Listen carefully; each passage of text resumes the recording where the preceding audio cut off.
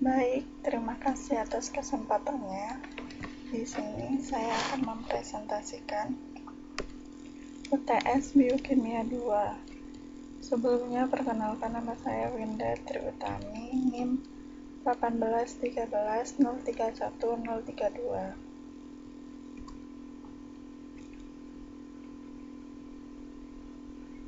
Untuk soal nomor 1, melalui gambar yang diberikan, jelaskan tentang metabolisme dalam tubuh makhluk hidup.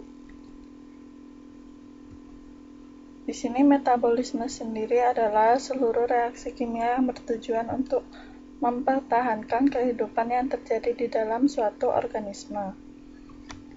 Dalam reaksi metabolisme ini ada dua, yaitu yang pertama katabolisme, terus yang kedua ada anabolisme.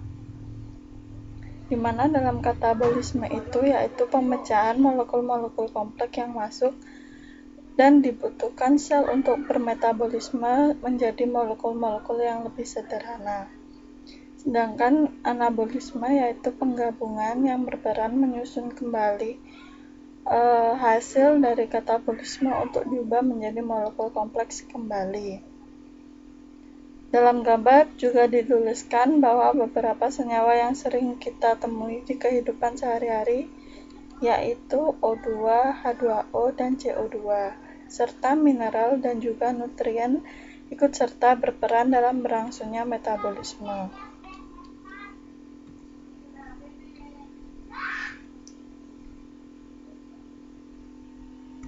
Selanjutnya, nomor 2, jelaskan struktur dan fungsi biomembran. Biomembran adalah suatu membran di mana sel merupakan batas pemisah sel dari sel lain atau benda di sekelilingnya. Struktur membran sel terdiri atas lapisan tipis yang tebalnya sekitar 8 cm. Seperti membran biologis lainnya, membran plasma juga memiliki sifat selektif permeabel. Sifat selektif permeabel ini adalah kemampuan membran untuk menyeleksi beberapa substansi yang dapat melintasi dengan mudah dan substansi lain tidak bisa melintasinya. Struktur dari membran sel ini disusun dari lemak dan protein, di mana setiap komponen dikuat oleh ikatan non-kovalen. Selain lemak dan protein, struktur membran sel juga terdiri dari karbohidrat. Kemudian, fungsi dari biomembran ini adalah satu, sebagai pembatas sel organel-organel yang dapat mempertahankan bentuk dan kompartemen sel. Yang kedua, transport molekul baik dalam keluar sel maupun antar kompartemen sel. Yang ketiga, ada media penghantar sinyal kimia ataupun energi dalam satu bagian ke bagian yang lain. Yang selanjutnya ada mempersiapkan lingkungan yang baik untuk berlangsungnya proses biokimia.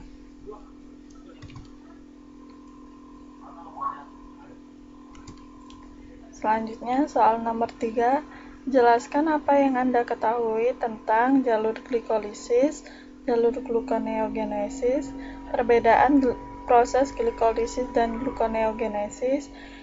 Hitunglah jumlah ATP yang dihasilkan oleh metabolisme 5 mol glukosa pada jalur glikolisis anaerob. Jelaskan sistem pengendalian proses pengendalian jalur glikolisis.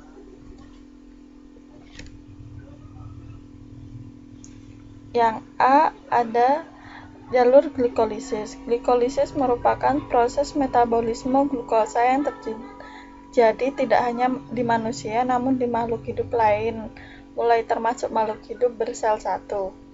Jalur glikolisis ini merupakan rangkaian proses pemecahan glukosa menjadi pirufat di dalam sel yang menghasilkan beberapa produk lain seperti ATP dan H2O. Selanjutnya ada proses gluconeogenesis. Gluconeogenesis merupakan suatu jalur pembentukan glikogen dari glukosa yang akan disimpan dari hati yang mengikuti siklus Cori yang diaktifkan oleh hormon insulin pada akhir siklus tersebut. Kemudian ada perbedaan proses glikolisis dan gluconeogenesis. Perbedaan tersebut terletak pada proses gluconeogenesis ini peristiwa pengubahan senyawa-senyawa bukan karbon menjadi glukosa atau glikogen. Pengubahan ini bertujuan untuk menyeimbangkan kebutuhan glukosa ataupun glikogen. Sedangkan pada glikolisis yaitu proses pemecahan glukogen yang terjadi di dalam otot manusia.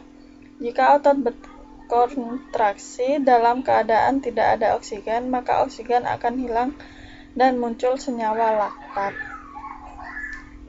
Yang D, hitunglah jumlah ATP yang dihasilkan oleh metabolisme 5 mol glukosa pada jalur glikolisis aerob. Dalam kondisi aerob, maka dari glikolisis dilanjutkan ke siklus Krebs dan transport elektron. Dalam 1 mol glukosa ATP dihasilkan rincinya dapat seperti. Jadi dalam 1 mol elektron itu menghasilkan 3 ATP. Jadi kalau 5 mol menghasilkan 15 ATP. Yang selanjutnya jelaskan sistem pengendalian proses pengendalian jalur glikolisis.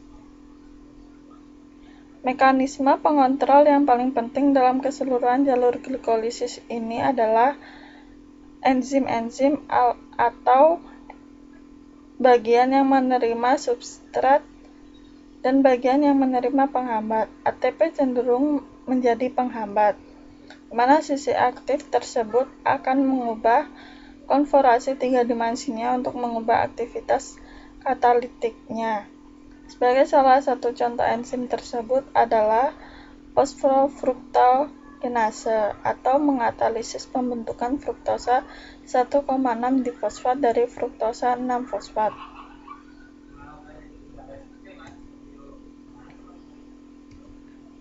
Selanjutnya soal nomor 4, jelaskan peranan A. Siklus Cori, B. Jalur pentosa fosfat, C. Metabolisme glikogen, yang D. Pengendalian metabolisme glikogen. Yang pertama ada siklus Cori. Siklus Cori ini adalah siklus energi yang dibentuk antara lintasan yang menghasilkan 3 senyawa yaitu asam laktat, asam pirufat, dan alanina dengan lintasan gluconeogenesis. Siklus Cori yang pertama ditemukan terjadi antara jaringan otot dan hati yang membentuk siklus asam laktat yang disintesis oleh sel otot di lintasan glikolisis akan diserap oleh hati dan diubah menjadi glukosa. Sekresi glukosa oleh hati pada lintasan gluconeogenesis ini kemudian diserap oleh sel otot untuk mengubah kembali menjadi asam laktat.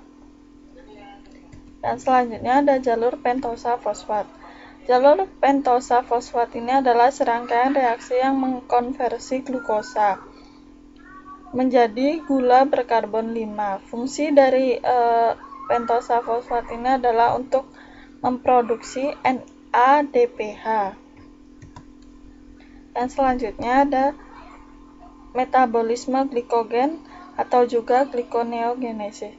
Pada proses ini anabolik pembentukan glikogen untuk simpanan glukosa saat kadar gula menjadi tinggi. Glikoneogenesis ini adalah sintesis protein dari glukosa seperti yang ditemukan pada otot, tempat glukosa disimpan sebagai glikogen. Glikoneogenesis ini terjadi terutama pada sel hati atau sel-sel otot rangka. Yang selanjutnya ada pengendalian metabolisme glikogen. Residu glukosa dari pati dan glikogen dikeluarkan dari polimer penyimpanan dengan bantuan enzim, yaitu polisakarida fosforilase. Pada enzim ini mengkatalisis pembuangan residu glukosa dari ujung non-residu. Selanjutnya nomor 5 Dengan menggunakan gambar, jelaskan manfaat siklus asam sitrat, rantai penapasan, dan fosforilasi oksidatif.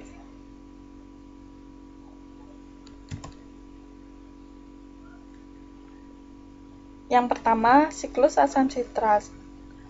Manfaat siklus asam sitrat adalah sebagai lintasan akhir bersama untuk oksidasi karbohidrat, lipid, dan protein. Hal ini terjadi karena glukosa, asam lemak, dan banyak asam amino dimetabolisir menjadi asetil koenzim A atau intermediat yang ada di siklus tersebut. Yang selanjutnya adalah rantai respirasi atau rantai penapasan. Rantai respirasi ini terdiri dari serangkaian protein dengan gugus prostetik yang mengikat kuat dan menerima atau memberikan elektron. Setiap anggota dapat menerima dan memberi elektron serta memindahkan elektron ke molekul anggota berikutnya. Dalam uraian reaksi yang spesifik, elektron yang masuk ke dalam rantai transport elektron yang kaya akan energi, tetapi pada saat elektron tersebut melalui rantai melalui ke oksigen dengan cara tahap demi tahap, elektron tersebut kehilangan kandungan energi bebasnya. Selanjutnya, fosforilasi oksidatif. Fosforilasi oksidatif ini adalah suatu lintasan metabolisme dengan menggunakan energi yang dilepaskan oleh oksidasi nutrien untuk menghasilkan ATP dan mereduksi gas oksigen menjadi air. Elektron yang melekat pada molekul sisi dalam kompleks 4, rantai transport elektron akan digunakan untuk kompleks 5 untuk menarik ion H+ dari sitoplasma menuju membran mitokondria sisi luar, atau disebut juga kopling kemiostik. Yang menyebabkan kemiostik yaitu difusi ion H+ melalui ATP sintase ke dalam mitokondria yang berlawanan dengan arah gradien pH. Dari urea dengan energi potensial elektrokimiawi lebih rendah menuju matrik dengan energi potensial lebih tinggi.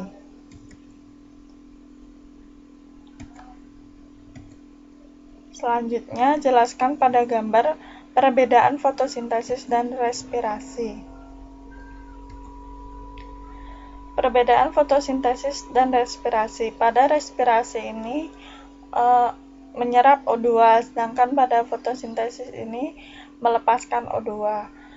Pada respirasi, senyawa karbon kompleks dioksidasi menjadi CO2, sedangkan pada fotosintesis CO2 direduksi menjadi senyawa C kompleks. Pada proses respirasi terjadi di siang malam, sedangkan fotosintesis ini terjadi di siang hari. Pada proses respirasi ini, energi potensial diubah menjadi energi kinetik, sedangkan pada fotosintesis, energi cahaya diubah menjadi energi potensial. Selanjutnya, respirasi berbahan baku glukosa dan O2, sedangkan fotosintesis berbahan baku CO2 dan H2O.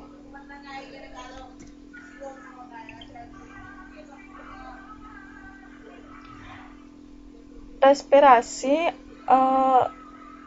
fotosintesis, perbedaan lainnya itu ada tempat di mana itu terjadi respirasi terjadi di mitokondria, sedangkan fotosintesis terjadi di kloroplas.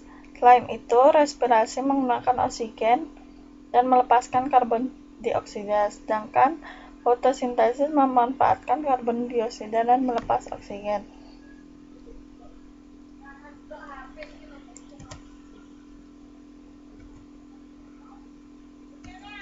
Baik, terima kasih. Itu saja yang dapat saya sampaikan.